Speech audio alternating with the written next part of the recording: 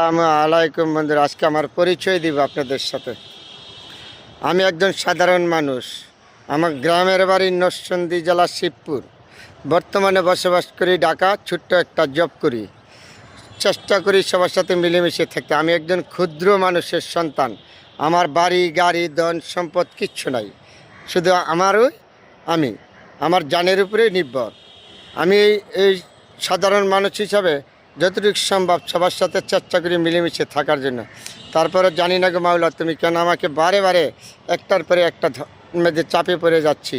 মাওলা, তুমি আমাদেরকে রহমত করো আমাকে। আমি একজন ক্ষুদ্র মানুষ হিসাবে তোমার কাছে বারবার দেওয়া চাই, তুমি আমাকে ক্ষমা করো, মাফ করে দাও। আমি হয়তো গুনাহগার বান্দা, গুনাহ করেছি, অন্যায় করেছি, তোমার কাছে ক্ষমা চাই, তুমি ক্ষমা করে দাও। ভুলকুটি আমাকে ক্ষমা করে দিও। জানি না তুমি আমাকে কেন বারবার একের পরে একটা চাপে ফেলা দেওয়ার দোকান মাঝে পড়ি। তুমিরা বলেছ যত কষ্টই হোক, যত কিছু হোক, আল্লাহর কাছে ডাকলে কষ্ট করে আল্লাহ দেখবে। আমি তো একজন কাঙ্গাল, ছোট্ট ক্ষুদ্র মানুষ হিসাবে কাঙ্গাল হয়ে আমি তোমার কাছে চাচ্ছি, তুমি আমাকে সকল বাল্লা মুসিদ থেকে উদ্ধার করো গো মাওলা। আমি সাধারণ মানুষ হিসাবে তোমার কাছে ক্ষমা চাচ্ছি, তুমি আমাকে ক্ষমা করে দাও। মাওলা গো, আমি গুনাহগার বান্দা, আমি গুনাহ করেছি, অন্যায় করেছি, তোমার কাছে ক্ষমা চাই, আমার কোনো লজ্জা নাই।